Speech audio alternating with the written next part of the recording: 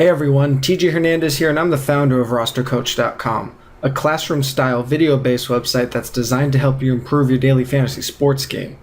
Today's preview is from a lesson comparing stacking in cash games and tournaments in NFL DFS. If you like this video, please like and share it, and don't forget to leave a comment below. Let's go a bit deeper on what types of stacks were the best stacks last year in these large GPPs. Examining both platforms each week left me with a total sample size of 160 lineups from the Millionaire Maker and 170 lineups from the Sunday Million. I opted to chart these two platforms independently of each other, basically because of the scoring differences and the roster capabilities. Obviously, there's no kickers on DraftKings and there's no flex position on FanDuel. So the stacks that were charted were relatively self-explanatory. For the purpose of this study, a correlation play was noted when an opposing running back, wide receiver, tight end is also included with a stack from the same game. So, for example, Week 8, the Saints face the Giants. A lineup where Drew Brees is stacked with Brandon Cooks, but also included the correlation play of Odell Beckham Jr., was charted as quarterback wide receiver stack, but also has a plus COR correlation.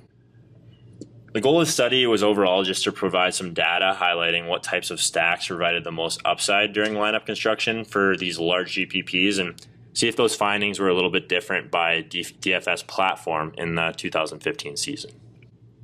So this is the DraftKings chart. You've seen it a couple times now, but there were three major differences I found when examining top 10 lineups on DraftKings in comparison to FanDuel.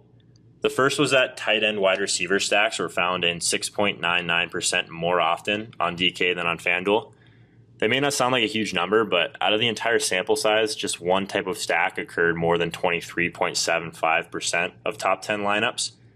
And that was quarterback wide receiver at 43.75%, obviously. But so finding a 6.99% disparity between platforms in that main percent is pretty substantial. Running back defense stacks on DK occurred in 6.44% more often than running back defense did on FanDuel. It's actually quite possible this might be attributed to pricing differences on each site because it's generally easier to fit in a defense or tight end of your choice on DK as the prices of positions are much softer. The third highest disparity between two platforms was quarterback tight end. These stacks were found on 6.29% more top 10 DK lineups than on FanDuel. Again, as I was talking about before, the soft pricing on DK allows for a little bit more flexibility during lineup construction because of the pricing and obviously the flex position. Yes, of course, you can spend all the way up on DK for Rob Gronkowski, but if you choose to kind of punt or take advantage of value in a given week, with a min-price tight end, the difference is much greater than on FanDuel. So, for example, Scott Chandler, a lot of people played him last year in Week 13, and he obviously got a bump with Gronkowski out. Chandler was a minimum price on DK at $2,500, which is only 5% of the salary cap, but on FanDuel, he was still at $5,300, which is almost 9% of the salary cap. Switching now to the FanDuel chart, it's rare to see a specific stack occur more often on FanDuel than on DraftKings because of the pricing and flex position, but two situations still managed to stand out here in this study. Tight end running back stacks actually appeared in top 10 lineups 3.46% more often on FanDuel than on DK. I kind of attribute this again to scoring differences on the platforms more than anything else, but without that 100-yard bonus and full PPR that DK enables, the touchdown stat is much more important on FanDuel. Running backs who get goal line carries or tight ends that get red zone targets are much more valuable on this platform because there's fewer ways to hit tournament value without multiple touchdowns. Naked QB actually showed up a little bit more than 3% more often on top 10 Sunday Million lineups than in the Millionaire Maker lineups.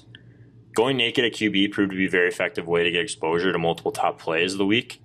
In an earlier lesson, we talked about in Week 17 how Odell Beckham Jr., Antonio Brown, and Julio Jones had extremely favorable matchups. It was nearly impossible kind of to fit them all in your lineup, but having exposure to all three was something that people wanted to do. So the best way to do that was going naked at quarterback with Eli Manning, and he was obviously the cheapest option, but he also had similar upside.